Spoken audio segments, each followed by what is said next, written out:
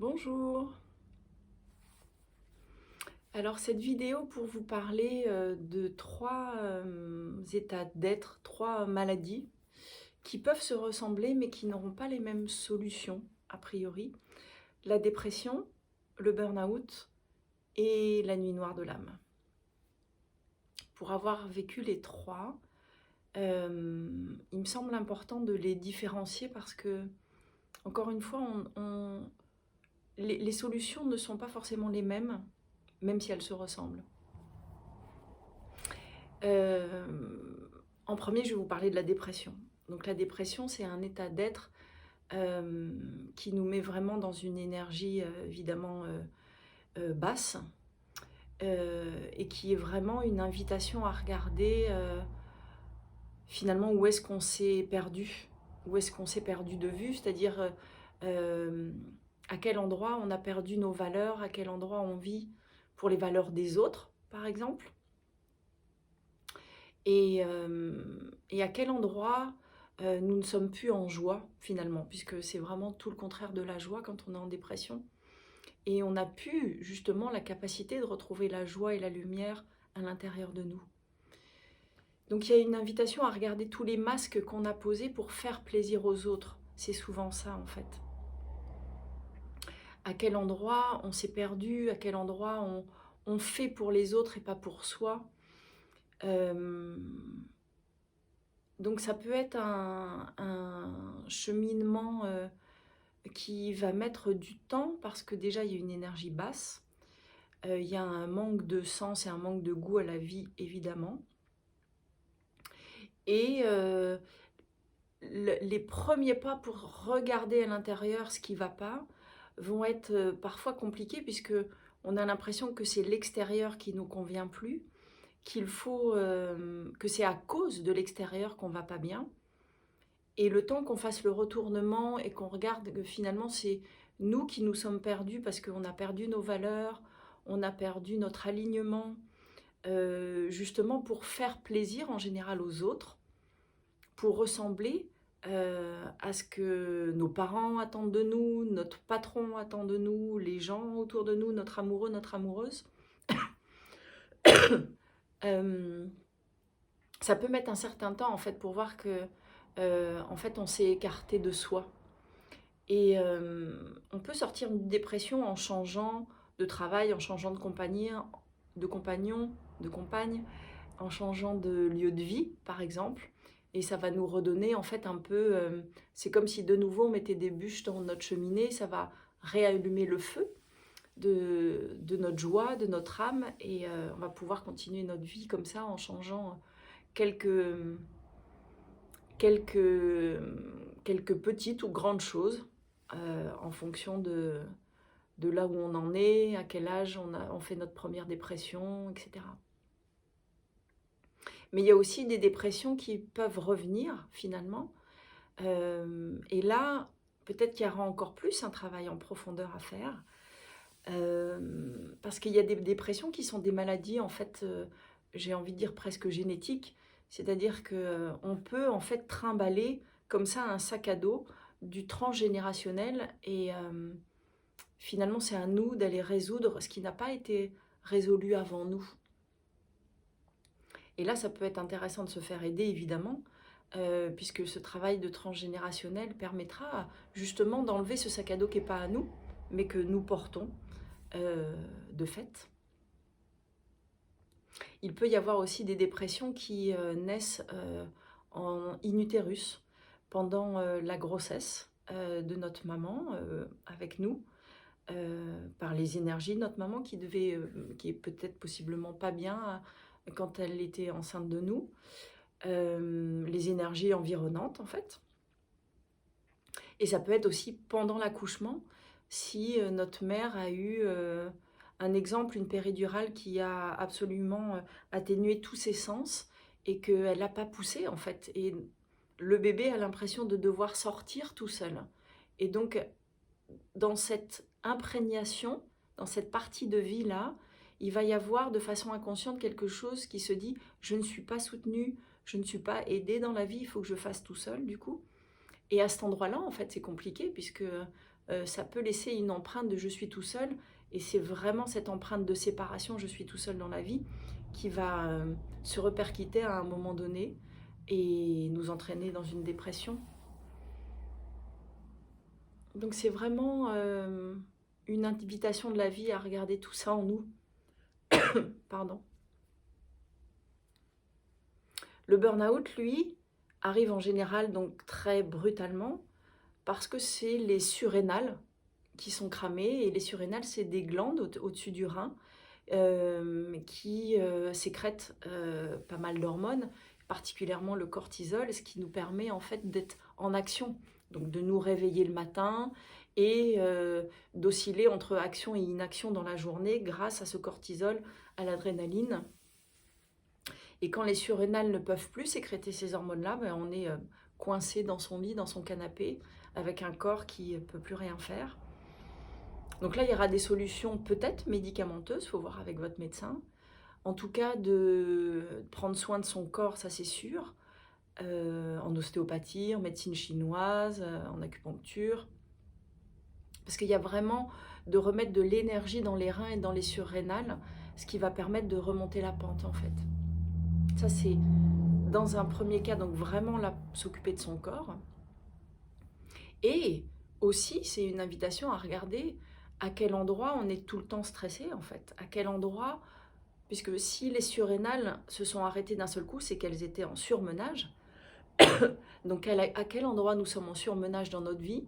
Est-ce que c'est à tous les endroits? Est-ce qu'en fait, est-ce qu'on sait vivre sans être surmené?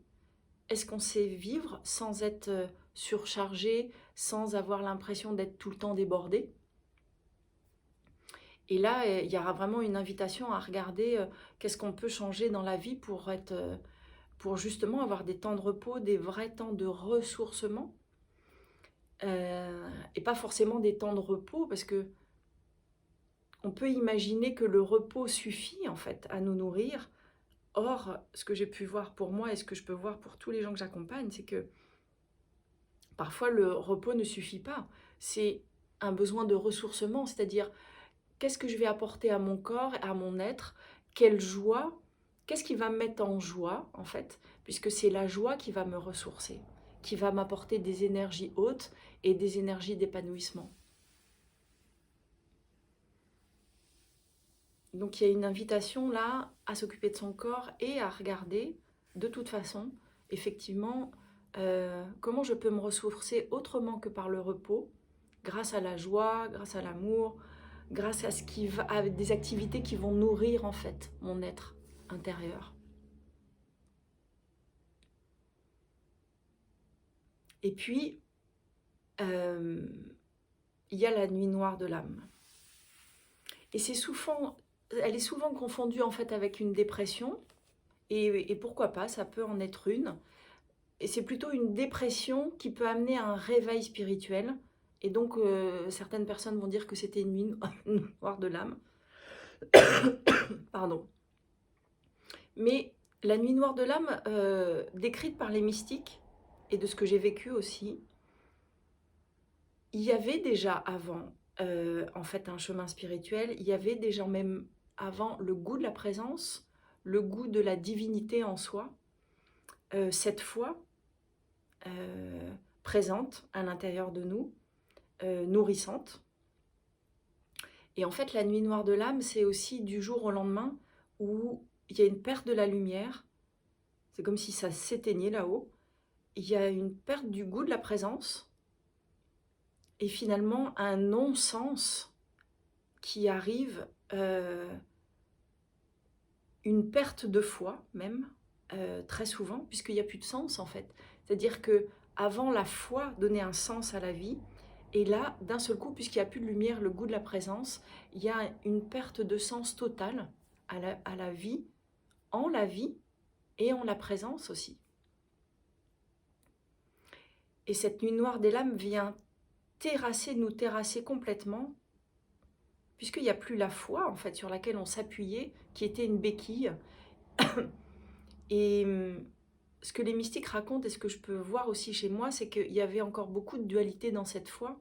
C'est-à-dire qu'il y a une croyance effectivement en guide extérieur, en une présence extérieure à nous.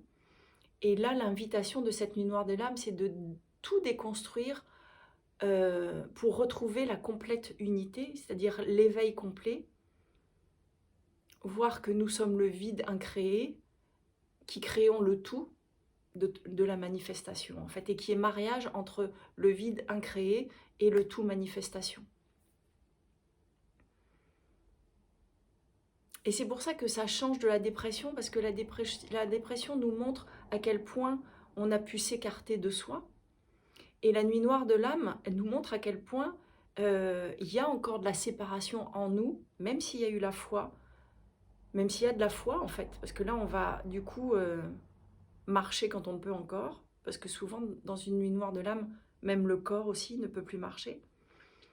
Mais en tout cas, il n'y aura plus d'accroche possible, ça sera une foi aveugle qui va nous faire traverser, ou je ne sais pas si ça nous fait traverser d'ailleurs, parce qu'on ne bouge plus.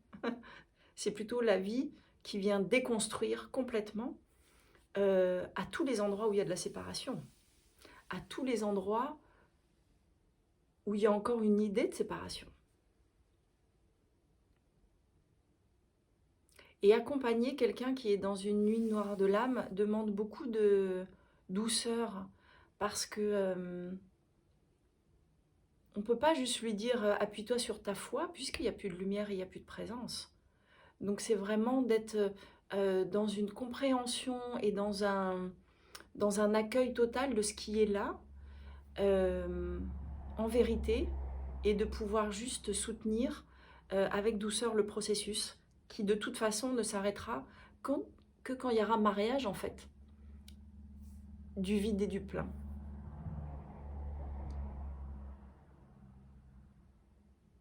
C'est une période qui est plus ou moins longue. Il y a des gens qui disent une journée, il y en a d'autres qui disent 3 ans, 7 ans, 20 ans. En fait, là, il y a juste à laisser faire. Et moi, je dirais quand même à se faire accompagner vraiment par des gens qui vont pouvoir être à l'écoute de ce qui se trame et dans cette compréhension, en fait, de la déconstruction à l'œuvre. Et qui, justement, a foi en ce qui est en train de se passer et peut nous aider à avoir la foi pour voir ce qui se passe et avoir la foi que le travail est en train de se faire. On peut même décrire plusieurs phases dans cette nuit noire de l'âme. Il y a une phase passive où en fait il est plus possible de faire quoi que ce soit. Même le corps ne fait plus rien et même je dirais la capacité de tourner le regard parfois est anéantie. Et puis il y a une phase active où justement il y a vraiment la capacité de tourner le regard et d'aller regarder toutes les croyances de séparation qui sont à l'œuvre, jusqu'à ce que la présence puisse revenir et joie puisse revenir, joie, paix, amour sans cause. Et ça veut et pour un éveil complet en fait. Ce qui ne veut pas dire que c'est la fin complète, c'est-à-dire qu'il peut y avoir encore des vasanas, le karma tourne toujours, mais on n'y croit plus puisqu'il y a eu union en fait de l'incréé et du créé.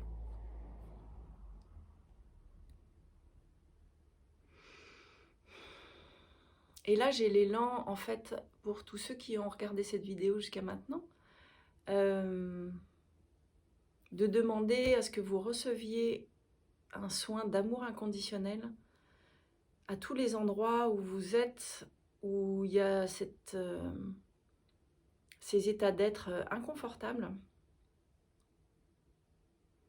que vous puissiez recevoir cet amour inconditionnel de la source, qui même si elle n'est pas palpable en ce moment, est à l'œuvre chez vous.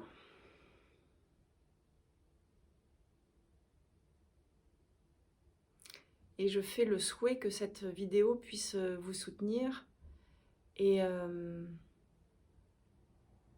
vous aider si vous êtes en train de traverser ce genre d'épreuve, ce genre de de passage dans la vie.